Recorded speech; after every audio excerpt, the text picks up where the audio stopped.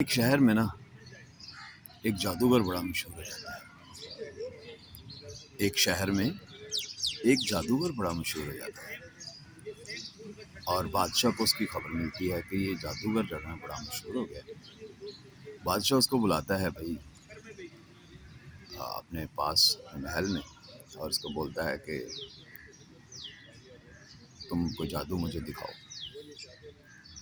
تو وہ جادوگر جو ہوتا ہے نا وہ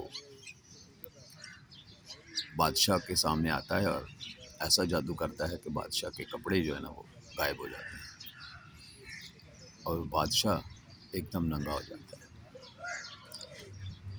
تو بادشاہ کو بڑا غصہ آتا ہے۔ بادشاہ کہتا ہے یہ جادوگر نے کیا کیا بھائی، میں نے تو اس کو کسی اور مقصد کے لیے بلایا تھا۔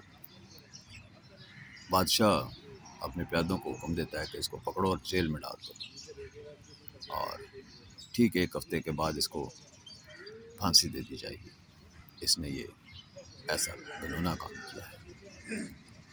تو اس کو دے دیتے ہیں، پکڑ کے لے جاتے ہیں اور اس کو ڈال دیتے ہیں جیل میں۔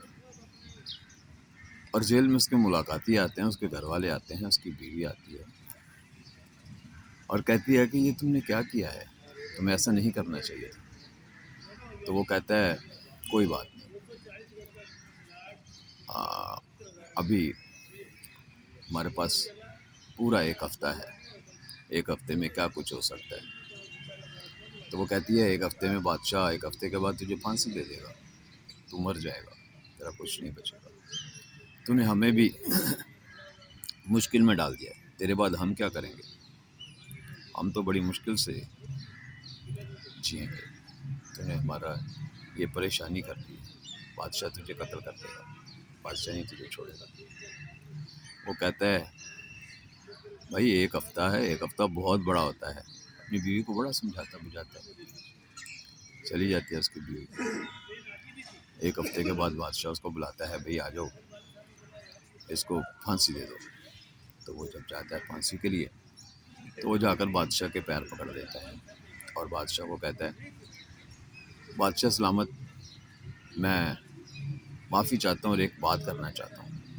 تو وہ بادشاہ بولتا ہے چلو کر لو ایک بات مرنے سے پہلے۔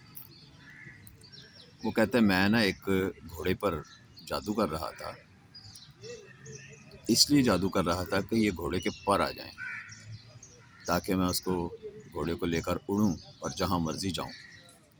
لیکن وہ جادو جو تھا نا اس پورے سال کا تھا، ابھی میں نے شروع ہی کیا تھا، تو یہ مجھ سے غلطی ہو گئی، تو مجھے معاف کر دیں اور مجھے 1 سال کا اگر آپ موقع دیں تو وہ گھوڑا میں آپ کو دے دوں گا جب اس کے پر آئیں گے۔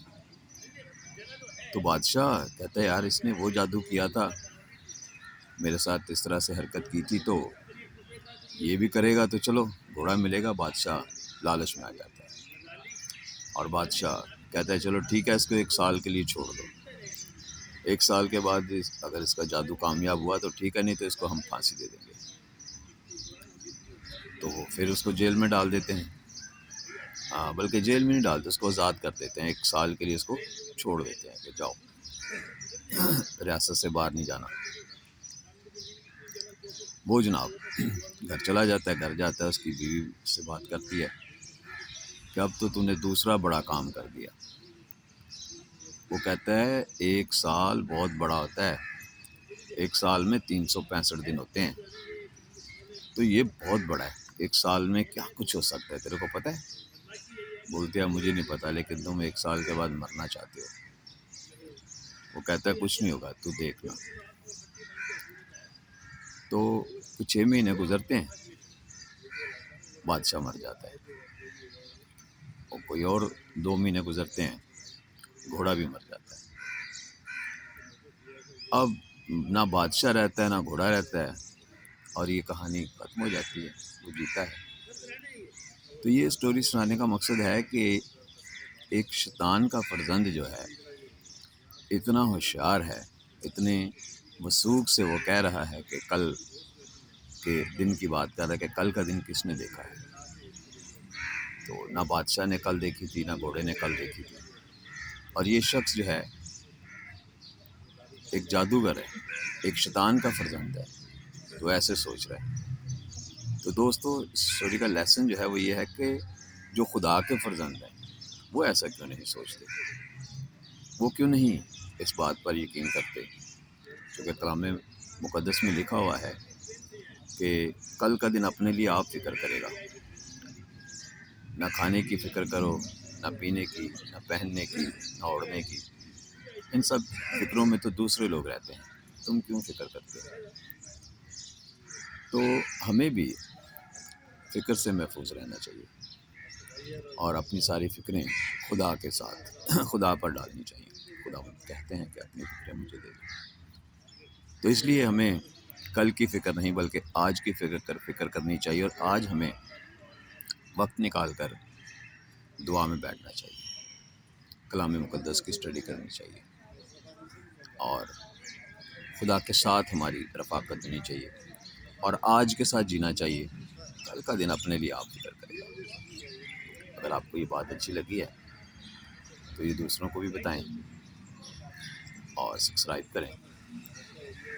خداوند آپ کو برکت دے اور اپنی ذات کے لیے استعمال کریں۔ گاڈ بلیس یو آل، آمین۔